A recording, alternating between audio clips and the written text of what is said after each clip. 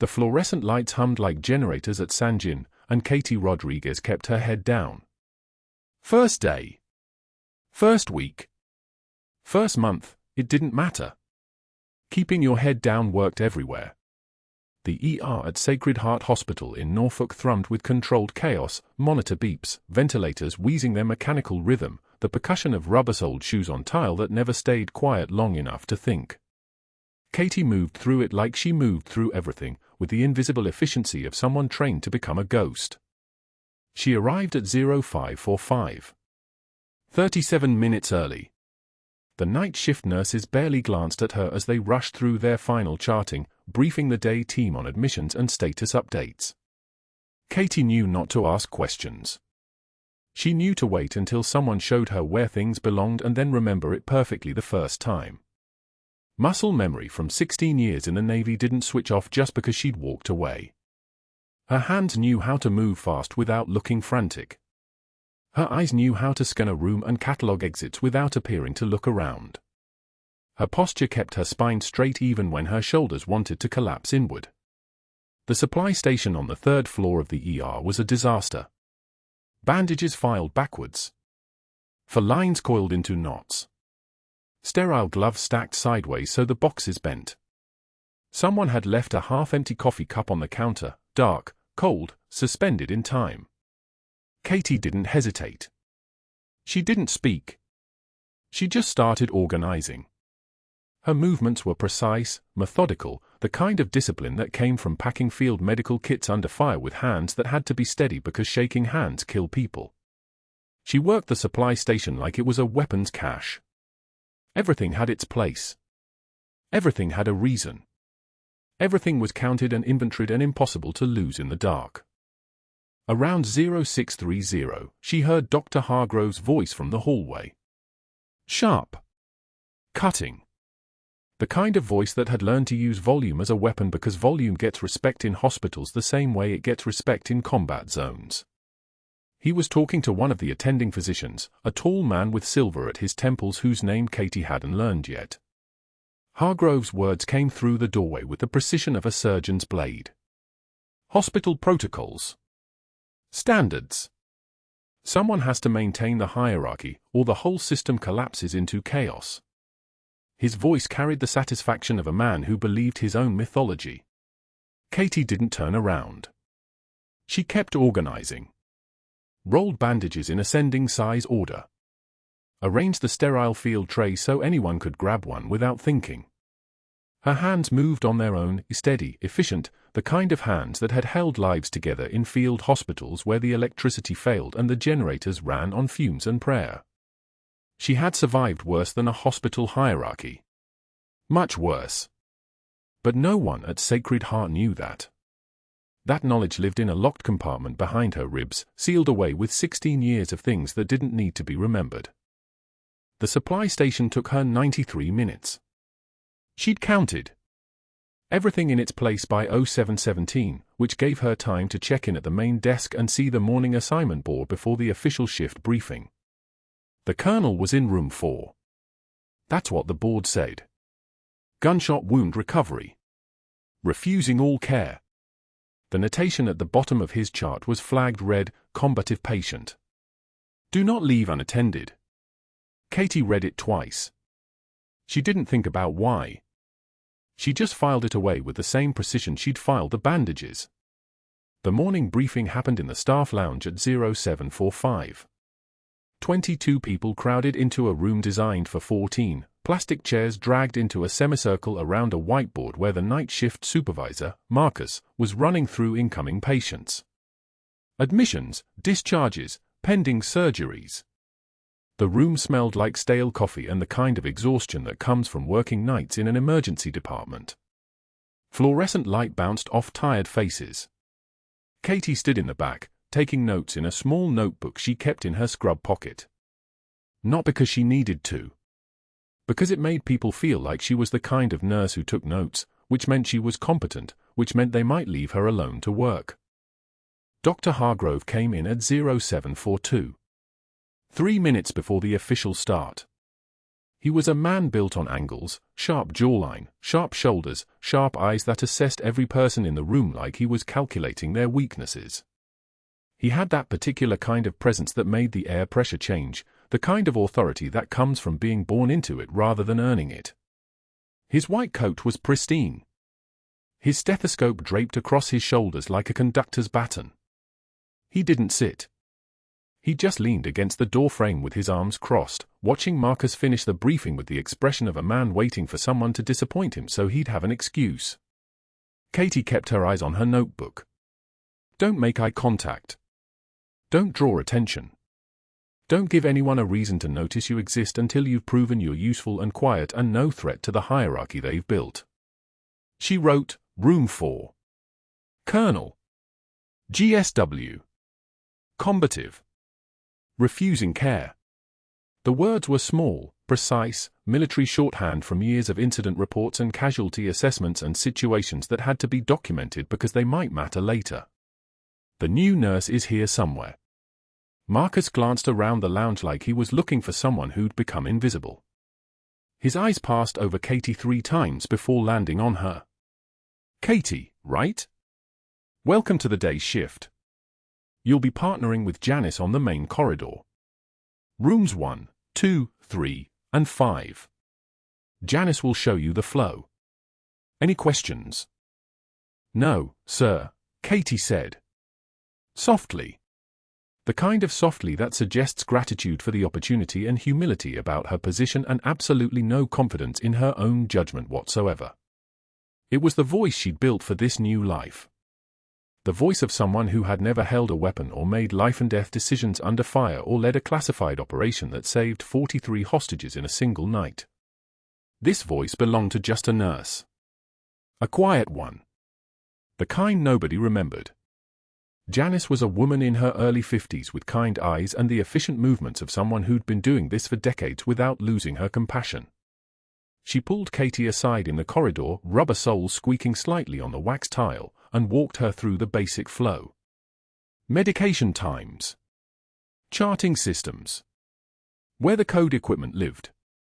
Which attending physicians preferred which type of notation. Which ones would explode if you interrupted them with anything that wasn't an active emergency. Which patients were particular about pain management timing. The kind of operational knowledge that took months to accumulate. Janice compressed it into 12 minutes and a handwritten note on a post-it, ask before assuming. Always confirm orders. Mark your times. You'll be fine, Janice said, and she smiled like she meant it. You've got good energy. Calm. We need calm around here. Katie touched the unit patch inside her jacket, the ritual nobody knew about, and said, Thank you, Janice. I'll do my best. Room 1 was an elderly man with chest pain, waiting for cardiology to clear him. Room 2 was a woman with a migraine so severe she'd stopped talking. Room 3 was a teenager with a skateboard injury, fractured wrist, definitely broken, possibly displaced. Room 5 was empty, being prepped for an admission from urgent care. Room 4, the colonel's room, was across the corridor but not Katie's assignment. She knew better than to cross into territory that wasn't hers. The hierarchy was clear. The colonel was someone else's patient. The colonel was refusing care. The colonel was in a room marked combative patient, which meant he was Hargrove's problem or whoever he'd delegated him to, and it wasn't her. She worked the morning in steady rhythm. Vital signs at standard intervals. Pain assessments. Medication administration on time, always documented exactly 47 seconds after the patient confirmed they'd taken it. Ice pack for the skateboard kid's wrist. Quiet reassurance for the migraine patient. Small talk with the chest pain patient, who turned out to be a retired Navy electrician.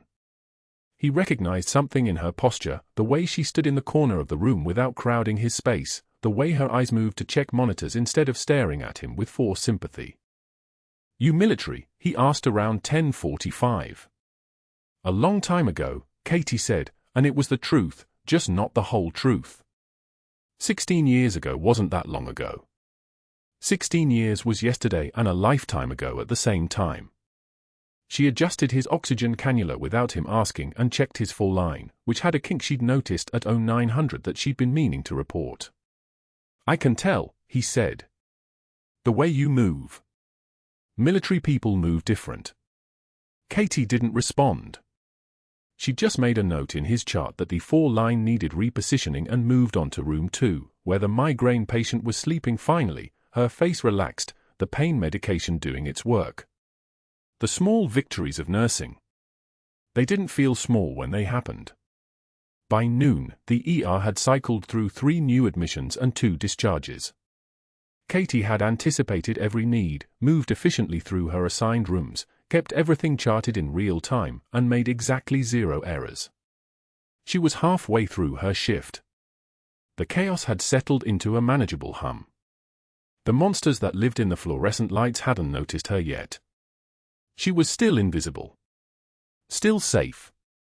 Then Dr. Hargrove appeared at the nurse's station, and the whole ER seemed to shift toward him like he was magnetic.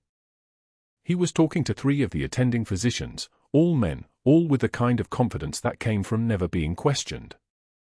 His voice cut through the ambient noise of the department with surgical precision.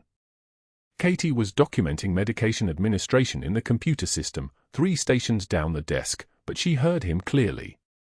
Some voices were designed to be heard, even when they tried to be quiet. "The new girl," Hargrove said. His eyes moved across the department in a sweep that caught Katie without focusing on her. Calculating. Assessing. Very quiet. Very meticulous. That kind of performance in week 1? Usually means they're running from something.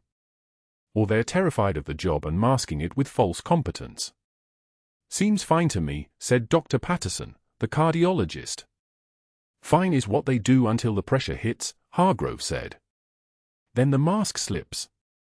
"I've been running this ER for 9 years, and I can tell you with absolute certainty, nurses like that don't last. All that discipline? It cracks under real stress. Give her 3 days. Maybe 4. Then she'll realize she doesn't belong here and fold like wet tissue." He smiled, and it was the smile of a man who'd made a prediction he was very confident about. "I'll put money on it. Serious money. $50 says she's gone before the weekend." "You're on," Dr. Patterson said. "I think she'll make it." Katie kept her eyes on the computer screen.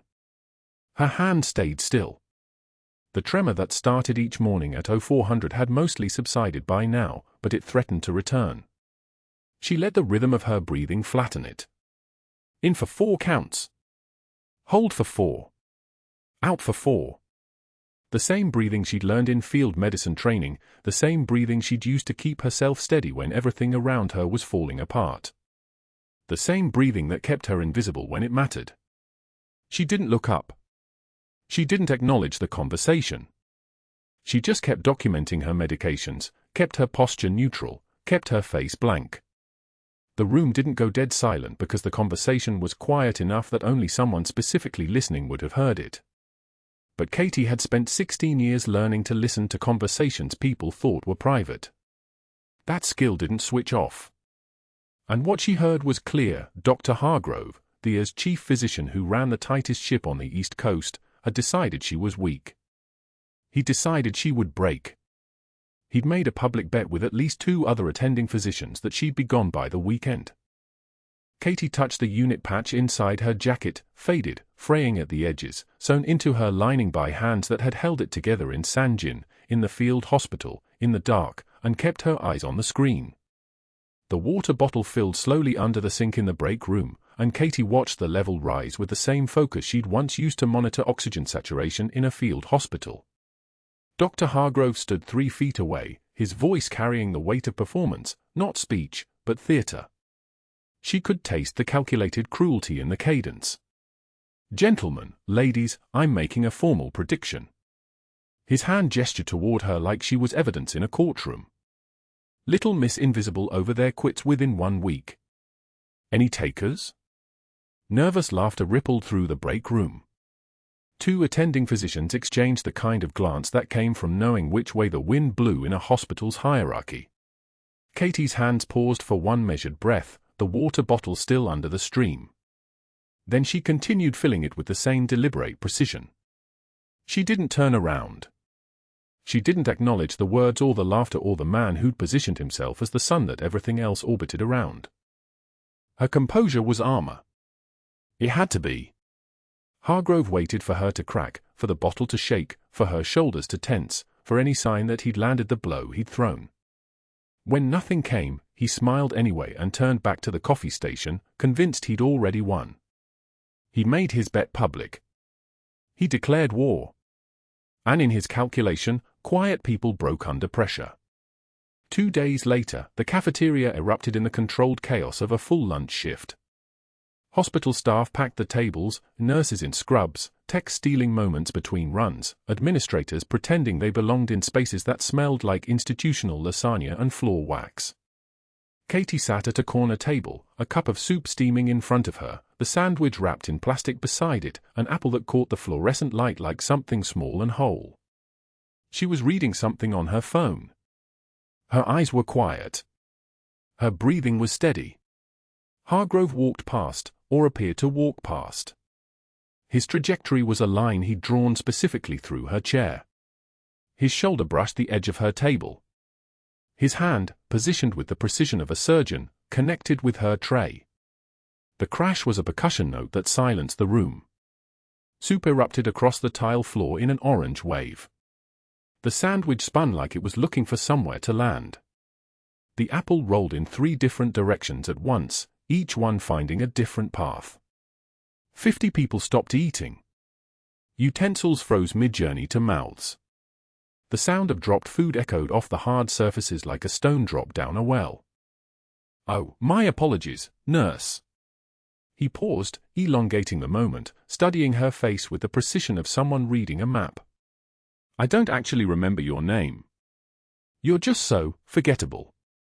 The words landed exactly as intended. They were supposed to land exactly as intended. Katie kneeled. Not with the speed of anger or the slowness of shame, but with the mechanical precision of someone who'd learned to move through difficult moments the way you move through a minefield, one step at a time, each placement deliberate. She began picking up pieces. The bowl. The broken sandwich. The scattered apple chunks. Her hands didn't shake. Her breathing didn't change. Around her, the room had become a held breath. One tear escaped down her left cheek. Just one. Clean. Precise. Like everything else about her.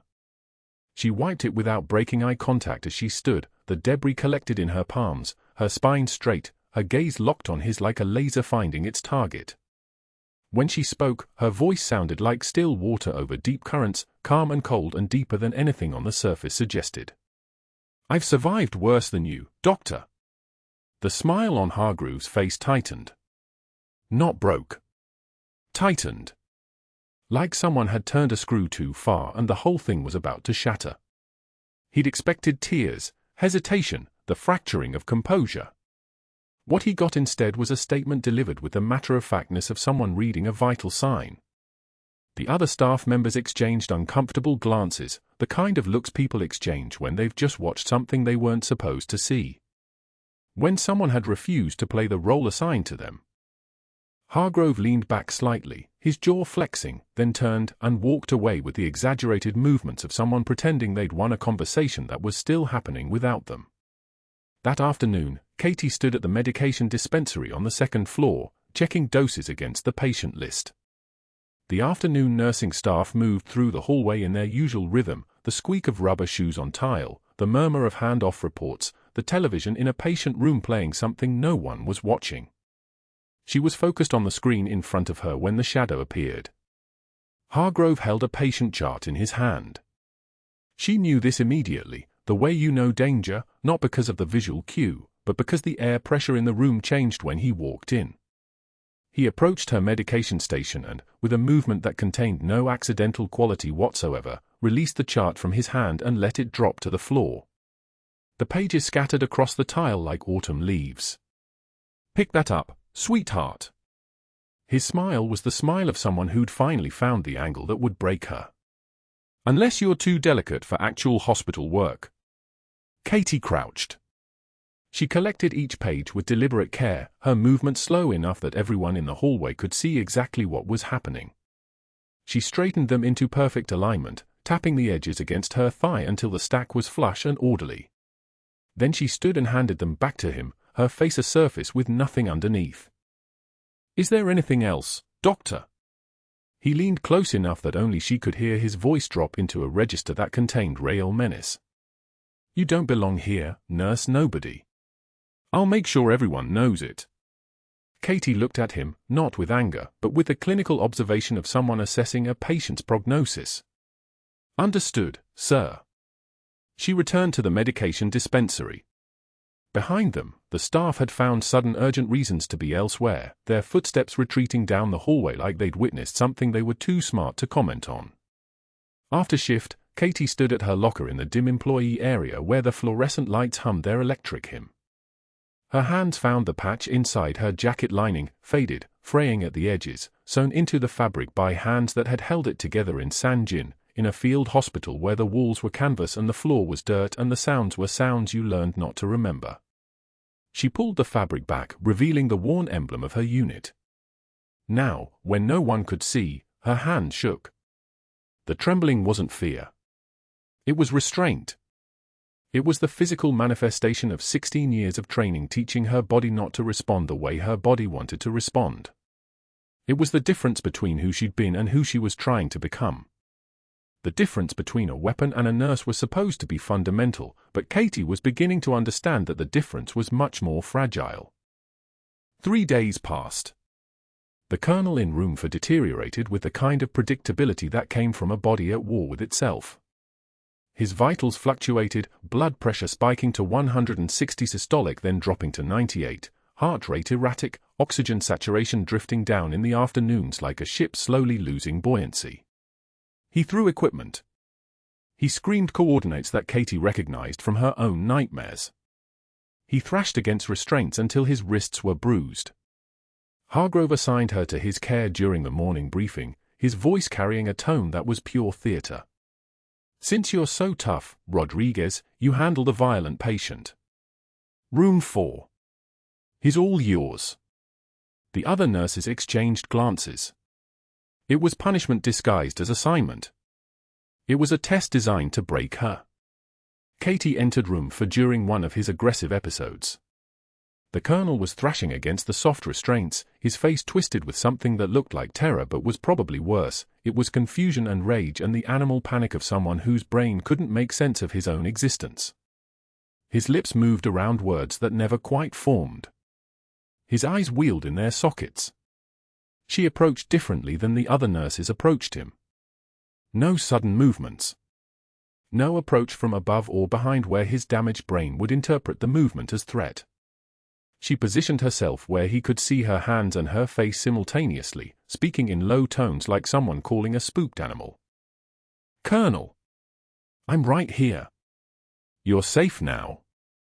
For 30 seconds he stared at the tattoo on his own forearm, the ink that had been placed there years ago by hands that remembered who she was. Then his eyes moved from his arm to her face, and something flickered across his expression, the ghost of recognition, a moment where the synapses almost connected. "I know you," he whispered. "Do I know you?" Katie's composure cracked for half a heartbeat. The mask slipped. She was there in that moment, and he was there, and the years between them compressed into nothing. But then she rebuilt the wall, replaced the mask, locked down the expression into something neutral and professional. "You're safe, Colonel. That's all that matters." Over the next 2 shifts she was the only one who could get him to take medication without fighting. She changed his dressings while he lay still, trusting something in her presence that his broken mind couldn't articulate. She checked his vitals while he watched her hands with the intensity of someone reading a map. Other nurses whispered in the hallway, "How does she do it?" They didn't understand that pain was information, and she could read his pain like a language she'd learned in a valley called Sanjin where people screamed in ways that taught you things about human physiology you'd rather not know. Hargrove watched from the hallway, his expression darkening like a storm building offshore. On the 3rd day he pulled her aside after her shift, his voice low and controlled in a way that made it worse than shouting. "You're getting too involved. That's not protocol." Katie looked at him with the flatness of someone stating a fact. "He's getting care. That is protocol." The answer was insubordinate by the standards of hospital hierarchy, and they both knew it. Hargrove's jaw tightened. He opened his mouth, closed it, then walked away without another word. At 1:06 a.m., the alarm screamed through the unit like something alive and furious. Katie was restocking supplies in the medication room when the heart monitor's cry found her. She ran. The distance from the medication room to room 4 was 30 feet. Her legs covered it in the time it took to take 2 breaths. The colonel lay on the bed, clutching his chest, skin grey as concrete, his breathing shallow and labored. His jugular veins distended like they were trying to escape his neck. His oxygen saturation was dropping, 96 to 93 to 87 to 81. Katie's hands moved on their own, muscle memory taking over from training that had nothing to do with civilian medicine. Cardiac tamponade. The diagnosis was textbook. Fluid around the heart, pressure building, the organ slowly crushing itself. She hit the code button. Paged the on-call physicians. Started preparing for an emergency pericardiocentesis, the needle, the ultrasound probe, the drainage catheter. Her hands knew the movements. Her body remembered what to do when time had become a currency you couldn't afford to waste. 3 attending physicians arrived within minutes, their footsteps heavy with the weight of clinical skepticism. They assessed the combative patient thrashing weakly on the bed, exchanged the kind of glance that said everything about how they decided this story would end before they'd even opened the chart. The senior physician spoke with the finality of someone closing a door. "Too unstable for intervention. We wait for transfer to cardiac ICU in the morning." Katie stared at the monitor showing deteriorating vitals. "He won't survive until morning." The physician shrugged, a gesture that contained the entire weight of hospital politics and resource allocation and the reality that some patients were easier to let go than to fight for. "Not our call to make, nurse." They left. Their footsteps retreated down the hallway. The machine's alarm continued its electronic scream, marking time in beeps that counted down something Katie couldn't allow to count down. She stood alone in room 4 at 2:03 a.m., the colonel's life measured in minutes, and the only thing standing between him and the last breath he would take was a woman who'd walked away from the Navy to forget how to be the thing she'd just become. The colonel's eyes snapped open at 2:03 a.m., wild and unfocused, his body rigid against the hospital bed like a man still in combat. His monitor screamed. Katie stood at the threshold of room 4, watching the numbers drop, blood pressure 68/42, oxygen saturation plummeting toward the 60s, heart rate 156 and climbing toward something that wouldn't climb anymore. The attending physicians had refused him. All 3 of them. They'd walked past his room an hour ago after he'd thrown a bedpan at the wall, declared him a behavioral problem, and left Katie alone with a dying man and a very specific kind of silence. She'd known, somehow, that Hargrove would do this. Would assign her to the colonel and then make sure she had no backup. The assignment had come on day 3, right after she'd begun to find her footing, a patient with a gunshot wound to the left chest, admitted 72 hours ago, refusing care and increasingly combative. Every nurse who'd tried to approach him had been met with violence. Equipment destroyed. Monitors ripped from his chest. For lines yanked out the moment they were placed. The hospital's trauma specialists had written him off as too difficult, too unpredictable, too much trouble. And Hargrove had smiled when he handed her the chart and said, in that voice like honey over broken glass, "Think you're ready for the real work yet, Rodriguez?" She'd taken the assignment without flinching. 3 days of deterioration. 3 days of watching a man's body betray him while his mind raged against the invasion. The colonel had been conscious but disoriented, his speech slurred and fragmented, his movements jerking like electricity was running through his limbs. The doctors had called it agitation. Katie had called it something else, the kind of confusion that came from bleeding inside the chest, from pressure building in the pericardium, from the heart's own sac filling with blood and crushing the organ's ability to beat. She'd seen it before. Not in a hospital. In the field hospital at Sanjin, under mortar fire, with a man whose name she'd stopped saying out loud because saying it would make it real. But Hargrove had restricted her access to senior physicians. A policy specific to building independent nursing skills, he'd said. Which meant no consultation. No backup. No one to call when the machine started failing. The senior staff had learned quickly that asking Hargrove for help with Katie's cases resulted in reassignment or reduced hours. So they'd stopped asking. And Roomfor had become an island. The colonel's oxygen saturation hit 58. His lips were turning blue at the edges. Katie moved. The door locked with a soft click, a sound like a decision being made, like a line being crossed that couldn't be uncrossed. She'd learned the feeling. She'd learned it in Sanjin, in corridors lit by emergency lights the color of blood, in a field hospital where the rules of peacetime didn't apply and the only rule that mattered was keeping people alive. Her hands didn't ask permission. They moved with muscle memory that lived in her shoulders and fingers, in the scar tissue of her nervous system. She pulled the ultrasound machine toward the bed, a portable unit, old, but capable of showing her what she needed to see. The colonel's chest rose and fell in shallow gasps, each breath a betrayal of his body's surrender. She positioned him, explained in a low voice that cut through his panic like a knife through water, "Colonel, I need you still. Like you did before. Remember?" His eyes found hers for a moment. No recognition. Just terror. Just a man whose brain couldn't access the memory of the woman who'd saved his life once already.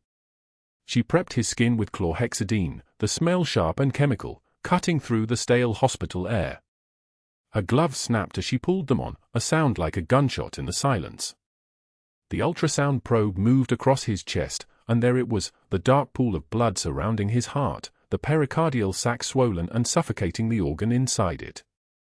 180 milliliters, at minimum. Enough to kill him. The 18-gauge needle felt right in her hand. Muscle memory. The entry point marked at the 5th intercostal space, subcostal approach, angled toward the left shoulder. She'd done this under fire. She'd done this with wounded stacked on stretchers, with rounds hitting the shelter around her, with nothing between her and the dying except her own steady hands and the knowledge that hesitation was a death sentence. She advanced the needle. Felt the give as it pierced the pericardial membrane. The syringe connected and she withdrew, blood, dark and thick, 180 milliliters of pressure that had been crushing the colonel's heart. The machine's alarming tone changed. Softened. The oxygen saturation climbed, 62, 68, 74, 82, 88. His blood pressure rose. 84/56. 92/62. The numbers climbing toward something that looked like survival. But the monitoring equipment had been damaged during his earlier episode, screen cracked, leads loose. It flickered, stabilized, then died completely with a soft electronic whisper. Katie Saturday. She pulled a chair to the bedside and settled into it like she had nowhere else to be, nowhere else she'd ever needed to be. Her fingers found the colonel's wrist. His radial artery pulsed against her fingertips, steady now, no longer the panicked fluttering of a heart in collapse. She counted the beats, 72, strong and regular. She checked his respirations, 16 per minute, deep and unlabored. She took his blood pressure the way they'd taught her before the Navy, before Sanjin, before she'd learned that hands could do things that machines couldn't, 120/80. Stable. The night stretched on. 1 hour passed. Katie's hand remained on his wrist, reading the story of his body the way her hands had learned to read. 2 hours. She documented everything on paper, timestamps, vital signs, her observations in neat precise block letters that would have made any command proud. Her other hand kept the faded unit patch against her ribs, just feeling it there, just knowing it was still there. The patch from Sanjin. The patch from the day she'd carried the colonel, when he was a captain then, before his promotion, to an evacuation helicopter while rounds tore up the compound around them. The day his body had touched hers. The day he'd whispered her call sign into her ear like a prayer. 3 hours. The fluorescent lights overhead buzzed their mechanical hymn. Rain had started outside, soft at first, then harder, hammering the window like applause for a performance no one was meant to witness. Katie's eyes never left his face. Waiting for consciousness. Waiting for the moment when his brain might access the memory his body still carried, the weight of her arms, the sound of helicopter rotors, the feeling of being saved by someone he'd never seen before and would never forget. For hours.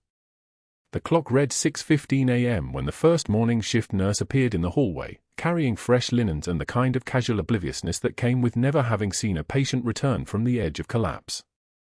Katie stood slowly, her knees stiff, her hand reluctant to release his wrist. The colonel's eyes flickered. Opened. Unfocused at first, then searching, then finding her face in the pre-dawn light. "Shadow," he whispered. A word from a place his damaged brain couldn't access. A name that lived in his muscle memory the way hers lived in her hands. Then unconsciousness pulled him back under, and Katie turned toward the door just as she heard the elevator chime in the distance, the sound of Hargrove arriving early, and with him, an investigator whose job would be to examine exactly what she'd done and whether the hospital had the legal ground to bury her for doing it. She touched the unit patch one last time through the thin fabric of her scrubs, felt the embroidered edges that had survived 16 years and every attempt to put down the soldier inside the nurse. Then she walked toward the hallway, toward the moment when everything would change, toward the reckoning that was already climbing the stairs. The monitor screamed at 2:17 a.m. Katie heard it from the supply station 3 corridors away, that particular wail of a cardiac monitor in full alarm, the sound that separates routine from catastrophe in 3 decibels. She didn't think. Her feet moved. The badge on her lanyard bounced against her ribs as she ran toward room 4, muscle memory overriding the exhaustion of a 14-hour shift. The colonel lay motionless, his skin the color of wet concrete. His oxygen saturation was dropping 88, 84, 79, and his blood pressure had collapsed to a whisper 62/38. The ventilator wheezed its mechanical rhythm beside him, steady and useless. Katie recognized the signs immediately because her hands had learned them in Sangin's Field Hospital, in a dust-choked tent where the definition of impossible was just another Tuesday. Muffled heart sounds. Jugular venous distension. Tachycardia climbing like a fever. The fluid around his heart was crushing the chambers, strangling his ability to pump blood to the brain. Cardiac tamponade.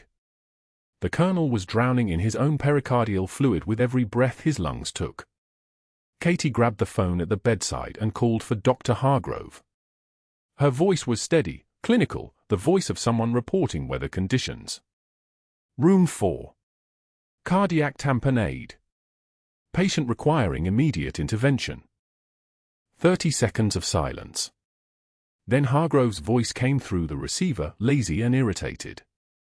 "He's a difficult patient. Call cardiology. Cardiology is 20 minutes out. He doesn't have 20 minutes. He doesn't have 5. Not my problem, Rodriguez. You're the one so eager to help. Figure it out." The line went dead. Katie dialed the second attending physician on call, Dr. Martinez, a cardiologist who had trained at Johns Hopkins. She explained the situation in 12 words: tamponade. Needs pericardiocentesis. Patient combative. Coming now. His response came back flat and final. "I don't work with aggressive patients. I won't be sued. Get someone else." The third attending physician, Dr. Soren, didn't even speak. He hung up after hearing the patient's name. The fourth didn't answer at all. Katie set the phone down. The monitor alarm continued its electronic scream. 02 sat dropping, 71.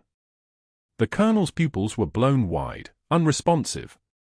His body was in full metabolic crisis, his cells dying faster than his heart could pump oxygen to them. She had maybe 4 minutes before his brain went dark permanently, before every piece of him that made him human started burning away from the inside. She didn't call for help. She locked the door to room 4 instead, the mechanism clicking with the finality of a weapon being chambered. From the supply station, she gathered what her hands already knew how to find: a 14-gauge needle on a 10 milliliter syringe, iodine solution, sterile drapes, a scalpel. She performed this procedure exactly 7 times in her life, once in Oklahoma during her initial SEAL trauma certification, and 6 times in Sanjin under conditions that made a sterile hospital room look like the coronary care unit of heaven itself. Her conscious mind had tried very hard to forget those 6 times. Her hands didn't listen to her conscious mind. The colonel's skin was cold and clammy, his chest heaving against the ventilator. Katie cleaned the insertion site, the 5th intercostal space, just below the left nipple, with iodine that turned his skin the color of old gold. She draped him with sterile towels that felt like ritual. This was the part that separated field medicine from hospital medicine, the choice between saving a life and following the rules that govern where you save it. She'd chosen already. The moment she locked the door, she'd made the choice that would cost her everything. The needle slid into his chest with a sensation like pushing through the skin of a ripe peach. The anesthetic was still warm in the syringe, lidocaine, 1%, 6 milliliters, and she infiltrated it as she went, letting his body know what was coming. Her left hand steadied his rib cage. Her right hand held the needle with the precision of someone who had practiced this motion 10,000 times in her mind and 6 times when the outcomes mattered more than her career. She angled toward the cardiac silhouette, feeling her way by instinct and memory. The needle advanced through the pericardial membrane with the tiniest resistance, like a whisper of tissue separating life from death. Then the syringe filled. Dark blood. Old blood. Blood that had been choking his heart for hours. 20 milliliters. 40. 60. 100. The monitor's rhythm changed. The screaming stopped. The alarm shifted from the high-pitched desperation of tamponade to something almost melodic, a normal sinus rhythm reasserting itself like a runner returning to their natural pace. O2 sat climbed, 75, 82, 88, 92. His blood pressure rose from the basement, 68 to 74 to 81 to 94 over 52. The colonel gasped once and fell back into the sedation that was keeping him alive. Katie withdrew the needle and taped a sterile dressing over the site. Her hands were completely steady. The trembling wasn't fear. The trembling, if there had been any, and there hadn't been, not a single vibration, would have been restraint. It would have been the sound of every rule she'd ever followed breaking like ice beneath her feet, and her choosing to keep walking anyway. She pulled a chair beside the colonel's bed and sat down to wait for the machines to fail. Because they would fail. Because they always did in the 2 a.m. hours of a hospital running on skeleton crews and prayer. Because her instincts had learned long ago that saving a life sometimes meant taking over completely, meant staying until dawn pulled itself across the horizon and the night shift became responsible for the day. The ventilator's display flickered at 3:04 a.m. By 3:15 a.m., the monitor showed only its dark screen. The 4-pump had gone silent. The heated blankets stopped warming. Katie didn't call for maintenance. She didn't flag a nurse. She pulled another chair close to the colonel's bed and laid her hands on the side of his neck, her fingers finding the carotid pulse the way a musician finds a string. B-A boom. B-A boom. B-A boom. Steady. Strong. The rhythm of blood moving, of life insisting on itself despite every system trying to stop it. She sat there for 4 hours. The room was dark except for the colonel's face, pale and breathing, the ventilator continuing its mechanical rhythm powered by battery backup she'd manually triggered. Katie spoke to him in a voice like still water, the voice that had talked men through shock and sepsis and the moment when they understood they weren't going home. She told him his vitals, pulse 92, holding steady. Pressure maintaining at 96 over 54 inch, like prayer. She kept her hand on his neck and felt the answer pulse back at her, 60 times a minute, the colonel's heart refusing to accept the diagnosis that everyone else had given up on. At 6:24 a.m., sunlight began to find the edges of the hospital blinds.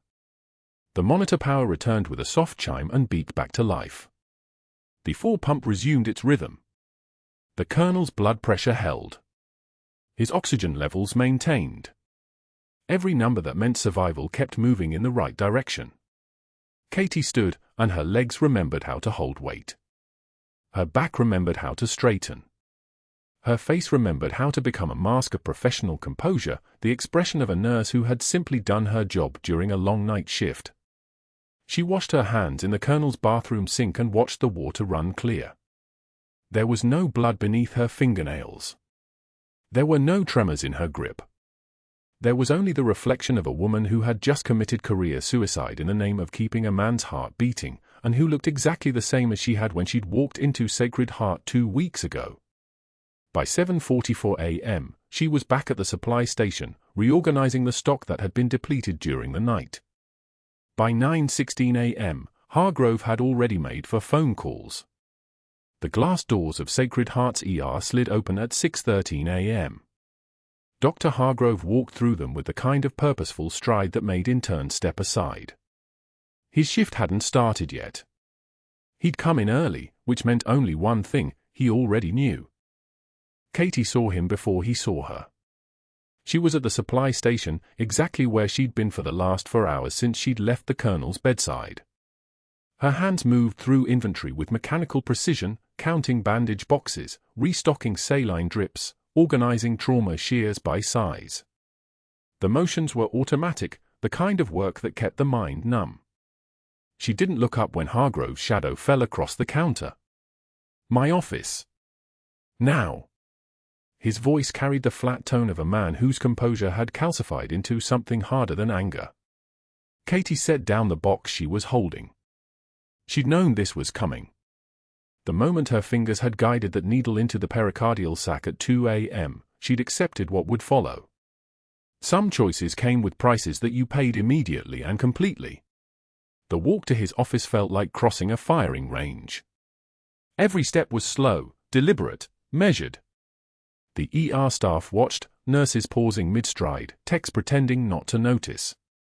They could read the tension the way animals read weather before a storm. Something had shifted.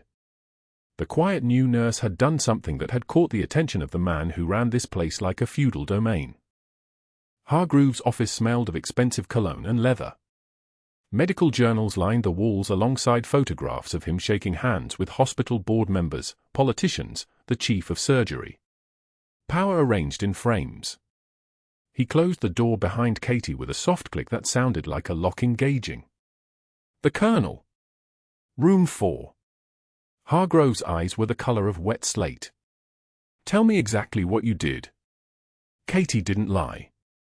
She'd learned long ago that lies required more infrastructure than truth, and she was tired of building things. Cardiac tamponade. 2:14 a.m. All attending physicians refused intervention. Patient was dying. You performed a pericardiocentesis. Not a question. A statement.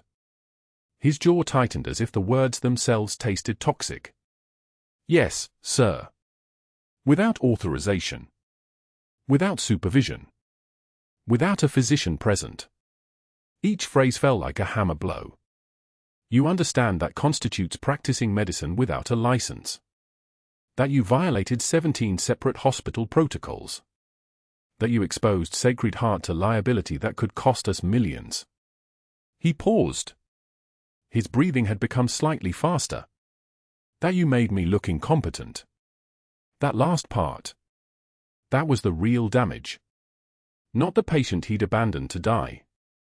Not the protocols that existed to protect bureaucracy rather than lives. The fact that an attending physician's reputation had been threatened. The patient lived, doctor. The patient lived because of luck and illegality. Hargrove's voice had dropped to something colder than a whisper. And now you've created a situation where I have no choice but to act. He picked up his phone. Katie recognized the movement. It was the gesture of a man making decisions that would not be reversed. Hargrove was many things, but he was not impulsive. Whatever he did next would be calculated, layered, built on architecture that would stand.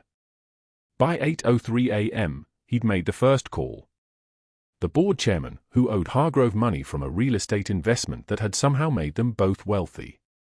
By 8:27 a.m., he'd made the second call. The chief medical officer, who'd been passed over for a promotion that Hargrove had maneuvered away from him 3 years ago and still carried the scar.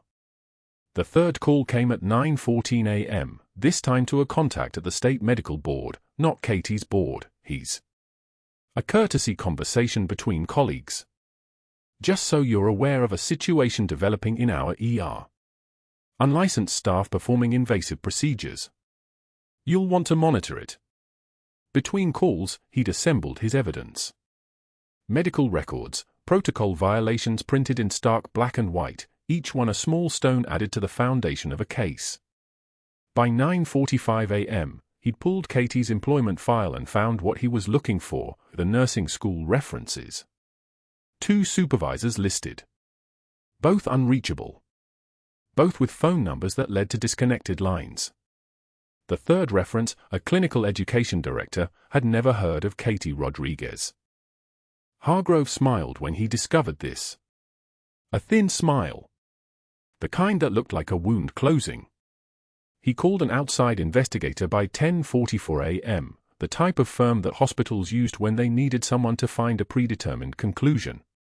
Not to determine truth, but to architect justification.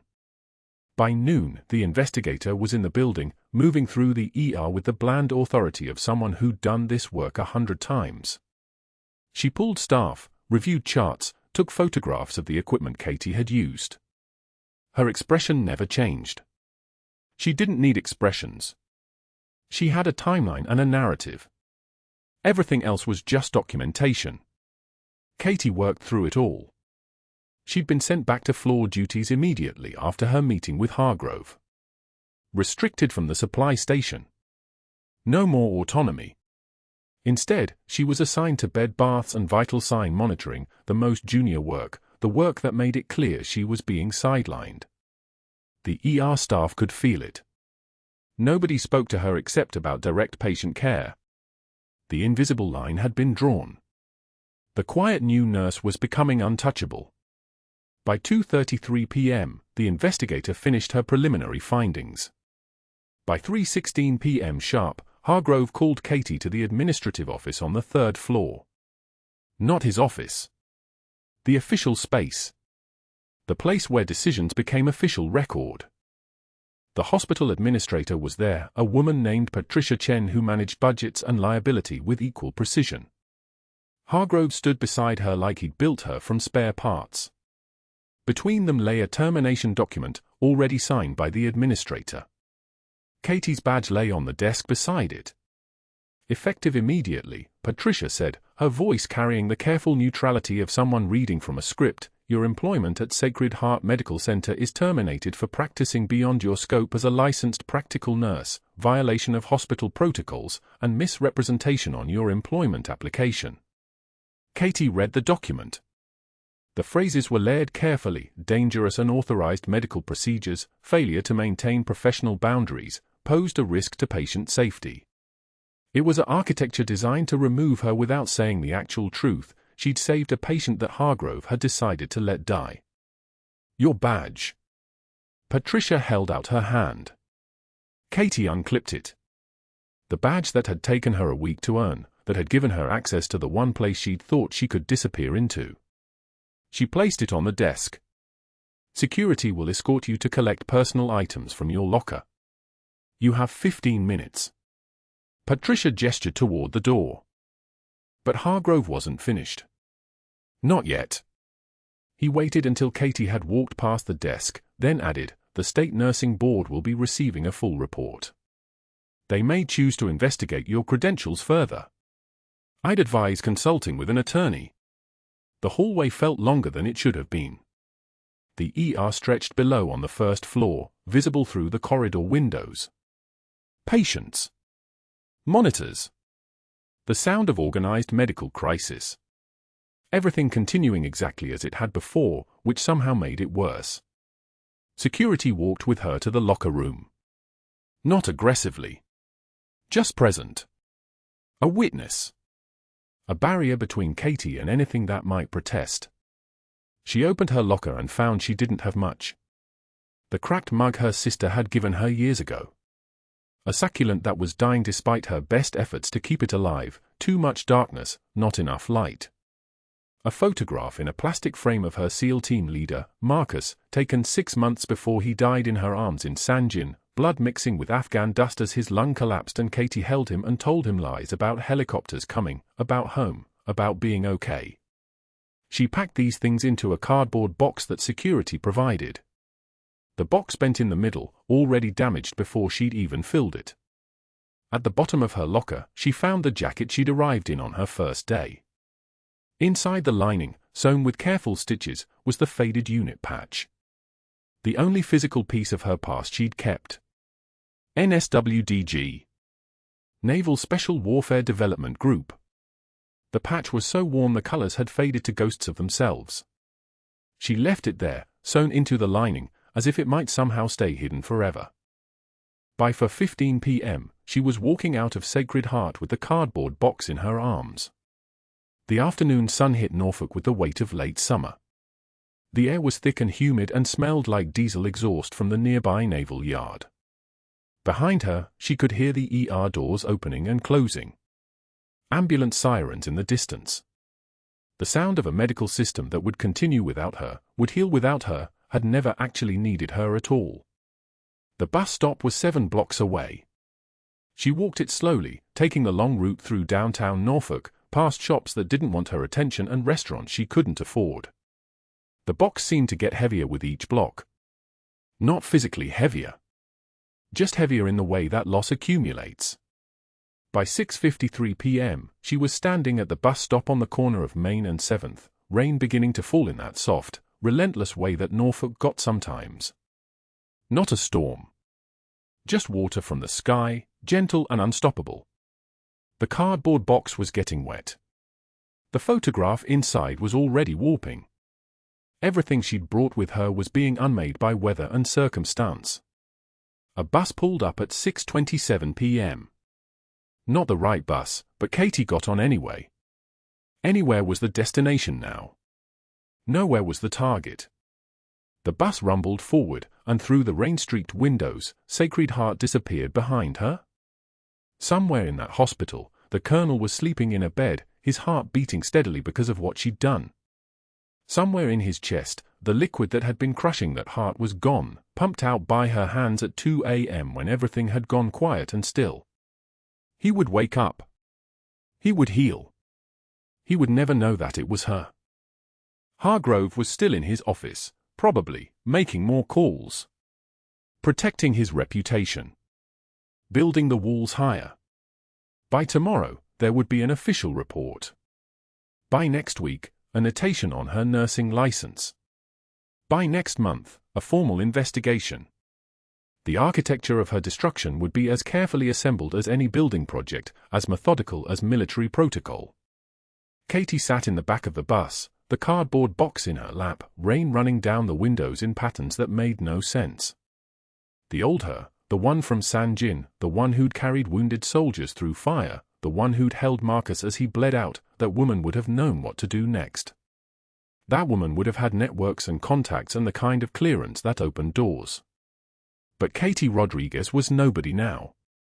Just another nurse with a fabricated background, sitting on a bus with everything she owned in a wet cardboard box.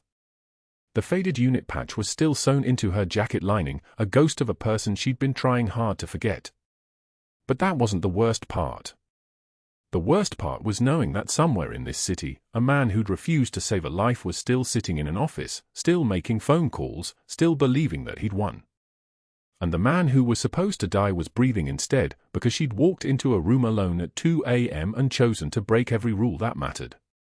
If you've ever been underestimated by someone in power, if you've ever watched someone try to destroy you with paperwork and calls and the careful architecture of institutional authority, then you know what Katie Rodriguez felt in that moment, not despair, but the kind of clarity that comes when everything you've built to disappear has been stripped away anyway.